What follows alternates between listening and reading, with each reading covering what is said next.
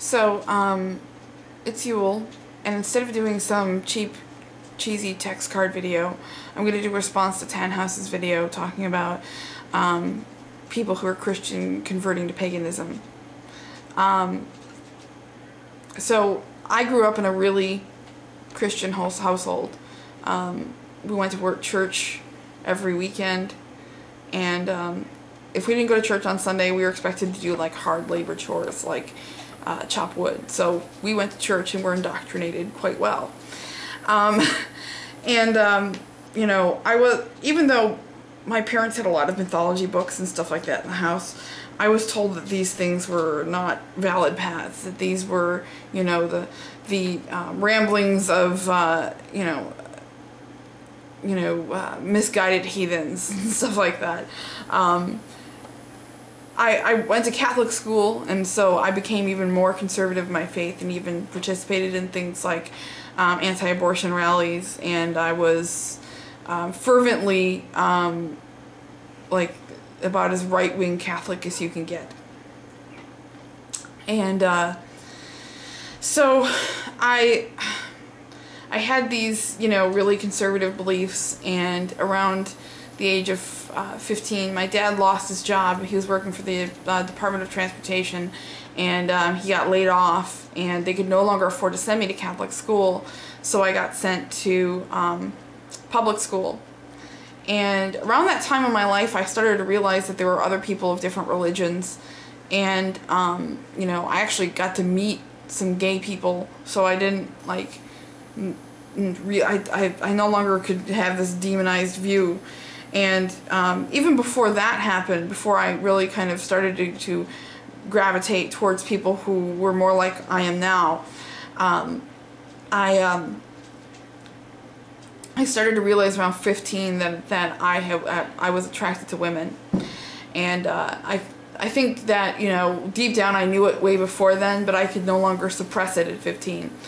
And so these things kind of gave me a crisis of faith, so to speak, because I could no longer agree with everything in the Bible. And I started to, you know, I read the Bible, and I'd read it before, but it was always like with the study of an instructor or something like that, being right there interpreting everything for me. But when I finally read it by myself, without anybody to sit there and tell me what, you know, what this means and what that means, I started to realize that, you know, there were a lot of things I didn't agree with in the Bible. So by the time I graduated high school, I was pretty much a full-fledged agnostic. And I stayed agnostic past the time when I met my husband. Well, of course, we weren't married yet, but, you know, when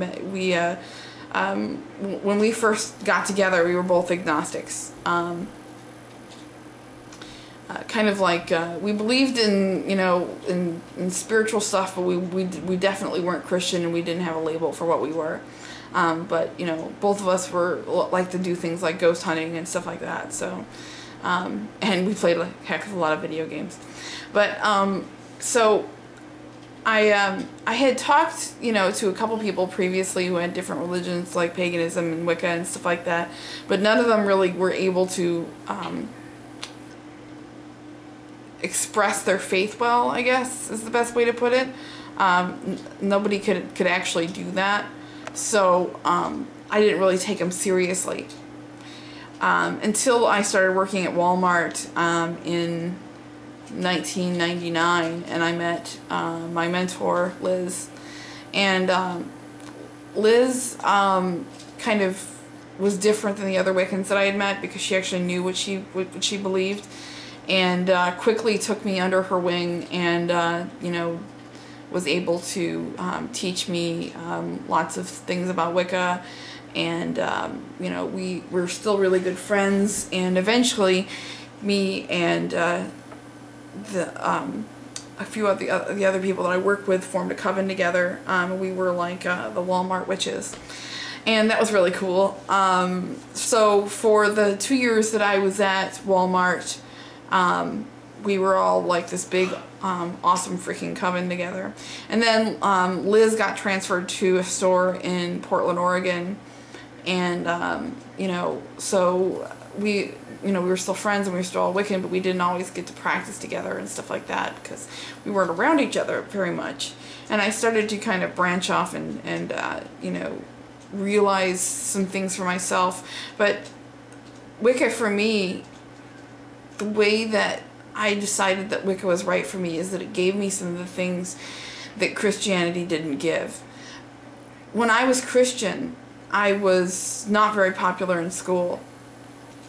And I used to pray every day that things would get better for me. I had some depression issues, things like that, and it never did. I prayed, you know, 5-6 times a day, and nothing ever changed for me. I was relying on what I was told to rely on, but it wasn't making my life any better. I didn't feel spiritual, and I didn't feel like anything was ever going to get better. And because of that, I had, you know, even in my early teens and before my teens, when I was 10, 11, and 12, quite a few suicide attempts. It was a pretty dark time in my life.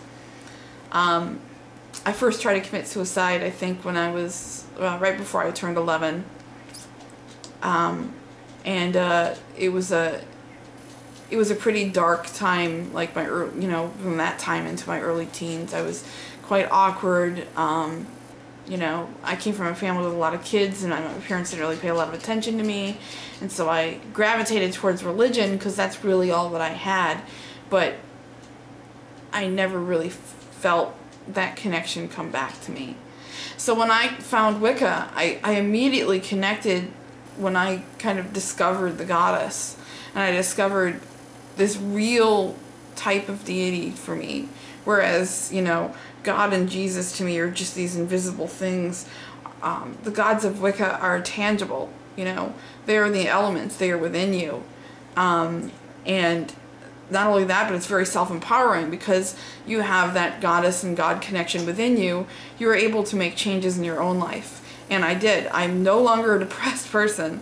Like the person that I was back then, that right-wing, conservative, depressed, jerk-off bitch, I'm no longer that person. Like I found my self-confidence. I found my happiness. I found a love in my life.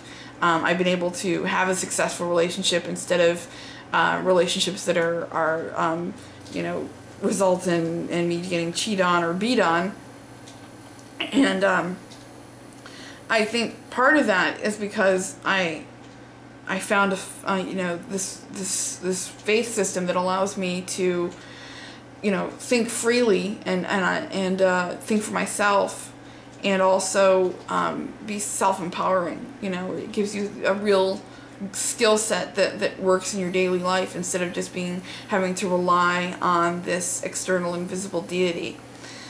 And so I think that's the most important thing for me within this, is that the self-empowerment thing within Wicca.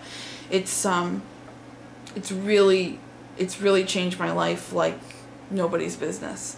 And that's why one of the reasons I'm here. I do a lot of videos that are kind of like these matter-of-fact educational videos. And the reason is that when I first came across Wicca, I came across it by people that didn't know what the heck they were talking about. And I want to be able to be that voice so that if people are looking for self-empowerment within spirituality, they can find that within Wicca.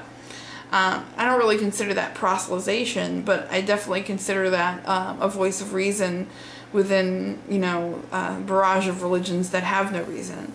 I always find it funny when people say things like, "You'll come back to Christianity," and I always say, "There's no freaking way," because when I can look back and remember now that self-hating, hateful person that I was when I was Christian, and you know, I felt entitled because I was Christian. I looked down on non-Christians.